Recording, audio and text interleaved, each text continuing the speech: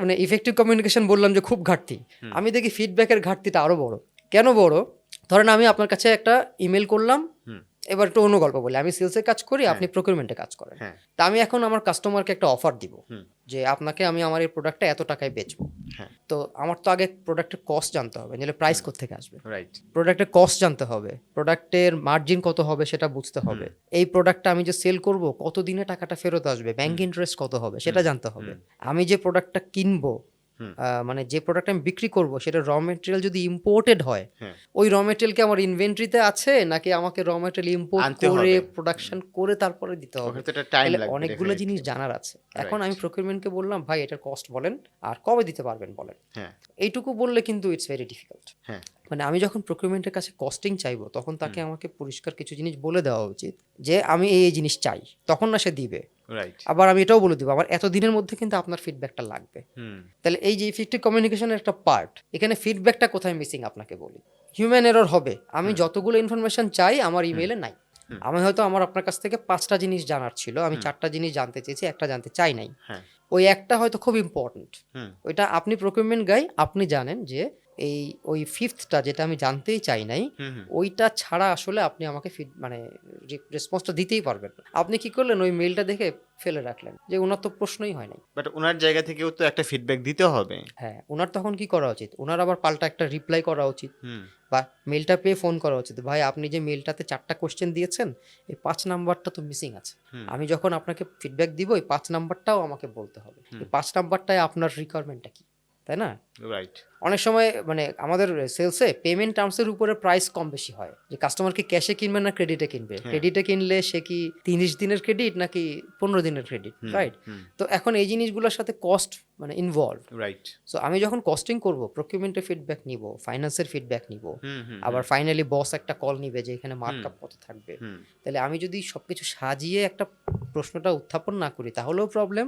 আবার যার কাছে প্রশ্ন করলাম উনি কিন্তু গ্যাপটা ধরতে পারছেন, কিন্তু উনি চুপ করে আছেন, উনি হয়তো বলছেন না যে ভাই আপনার তো কোয়েশ্চেনের মধ্যে গ্যাপ আছে, আপনি এইটা সহ জানতে চান, তাহলে কিন্তু হয়ে যায়। তাহলে এইটা হচ্ছে একটা ফিডব্যাক ছিল, উনি ফিডব্যাকটা দিলেন না। আরেকটা ফিডব্যাকের ঘাপলার কথা বলি, এইটা খুব কমন, সেটা হচ্ছে আপনি বস, আপনি আপনার সাবঅর্ডিনেটকে একটা অ্যাসাইনমেন্ট দিয়েছেন, তুমি এই কাজটা 3 দিনের মধ্যে করবে, এটা নিয়ে আপনি সাবঅর্ডিনেট আপনি উধাও হয়ে গেলেন। হ্যাঁ, মানে এইটা নিয়ে আর বসের সাথে কোনো কথাই নাই, তাহলে বস তো একটু ডার্কে পড়ে গেল, রাইট? যে বস একটা এক্সপেক্ট করতে পারে না ও 3 দিন পরে ঠিকঠাক নিয়ে আসবে। তো এই কনফিডেন্সটা পেতে অনেক সময় লাগে, অনেক বছর একসাথে কাজ করার পরে মানুষ এই কনফিডেন্সটা পায়। তো সব থেকে যেটা করা উচিত সবচেয়ে ভালো, আপনি কাজটা করতেছেন, আপনি এভরি ডে বা 2 দিন পর আপনি বসকে একটু ফিডব্যাক দেন যে বস এই কাজটা কিন্তু এই অবস্থা, অথবা একটু দেখিয়ে নেয়া যে ঠিকঠাক মতো করে আগাচ্ছে কিনা, একটা ফিডব্যাক নেয়া। আপনি হয়তো একটা প্রেজেন্টেশন বানাচ্ছেন, হয়তো 20টা স্লাইডের প্রেজেন্টেশন, আপনি 5টা বানিয়েছেন, ভাবলেন 20টা একবারে বানায় বসকে দেখাবো, না একবার আমি দেখিয়ে নেই, আমি বসকে দেখিয়ে দেবো, চমক দিয়ে দেবো। Please don't try to surprise your boss, মানে give him continuous feedback. Right. হ্যাঁ, এটা ওই ফলোয়ারশিপের মধ্যেও পড়ে, আবার যেহেতু শুধু বস রিলেশনশিপ না, এটা কাস্টমারের সাথেও হতে পারে, কাস্টমার ভেন্ডর রিলেশনশিপেও হতে পারে, যেটা আমার সাথে রিসেন্টলি একটা হয়েছে। আমার কাছে একজন জাপানিজ কাস্টমার একটা প্রোডাক্টের প্রাইস চেয়েছে, এখন এই প্রাইসিং করতে গিয়ে আমার অনেক ইনফরমেশন তার কাছ থেকে জানতে হবে, তাকে আমি মেল করলাম, সে আবার উত্তর দিল, এই উত্তরটা নিয়ে আমি তো আবার ব্যাক এন্ডে জানিয়েছি, প্রকিউরমেন্টকে জানিয়েছি, প্রকিউরমেন্ট আমাকে আর কিছু জানাচ্ছে না, তো আমি কাস্টমারকে কিছু বলতে পারছি না, এখন আমার কি চুপ করে বসে থাকা উচিত? না, ডেফিনেটলি নক দিতে হবে, কারণ What I আপনাকে তো did, জানাতে হবে। আমি তাকে ফোন করেছি যে ভাই আপনার কাজটা কিন্তু চলছে, প্লিজ ডোন্ট থিঙ্ক যে আমি ভুলে গেছি বা আমি করব না, এটা তাকে একটু কমফোর্ট দেওয়া। আবার আমার কাছে যখন প্রকিউরমেন্ট থেকে কোশ্চেন আসছে টাইম টু টাইম, আমি আবার তাকে জানাচ্ছি।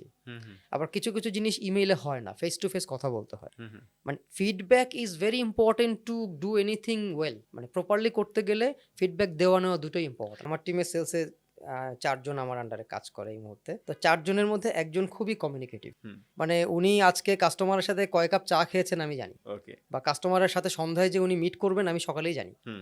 আর একজন কাস্টমারের কাছ থেকে মনে করেন যে বড় একটা অর্ডার নিয়ে আসছে, আমি জানিই না, অথচ গ্রুপ আছে, হোয়াটসঅ্যাপ গ্রুপ আছে, এমএস টিমস গ্রুপ আছে। তো পরে তাকে আমি যখন বললাম যে দেখেন আপনি হয়তো অনেক বড় একটা কাজ করেছেন কিন্তু কেউ জানলো না, তাহলে তো মাস শেষে কি হবে, পারফর্মার ওই একজনই হবে যে চা খাওয়ার গল্প সবাইকে বলছে, রাইট বা আমি নিজেও অনেক সময় কাস্টমারের সাথে চা খেয়েছি, আমি ওই ছবিটা তুলে রাখি, কাস্টমারের ছবি তুলি না, তার চায়ের কাপে তার অর্গানাইজেশনের লোগোটা আছে, আমি বলেই ছবি তুলি, ভাই আপনার কাপটা তো খুব সুন্দর, আমি একটু ফোনের পোর্ট্রেট মোডে সুন্দর করে তুলে তাকে দেখাই যে এই যে ছবিটা তুলে রাখলাম, আপনার সাথে চা খেয়েছিলাম, এটা স্মৃতি। সেও কিন্তু গুড ফিল করে, রাইট কারণ সব কাস্টমার কিন্তু আপনার সাথে ছবি তুলতে কমফোর্ট ফিল করে না, কারণ আমার কাস্টমাররা হচ্ছে একটা কোম্পানির প্রকিউরমেন্টে কাজ করে, প্রকিউরমেন্টে কাজ করাটা সেন্সিটিভ, প্রকিউরমেন্টের লোকের সাথে সাপ্লায়ারের ভালো সম্পর্ক অনেক সময় খারাপভাবে দেখা হয়, চা খাওয়া তো খারাপ না, কিন্তু এই যে চা খেয়ে ছবি তুললাম, এই ছবিটা অনেক রকম মিনিং হয়ে যেতে পারে, so they don't like to have pictures. Right তা আমি কি করি, ওই তার মগের ছবিটা তুলে রাখি, ওটাই আমার কাছে স্মৃতি, ওটাই আমি হয়তো গ্রুপে দিয়ে একটা ইনফর্ম করি যে আজকে আমার এই কোম্পানিতে একটা মিটিং হয়েছে। সো এটাও কিন্তু ফিডব্যাকের একটা পার্ট, কারণ আপনি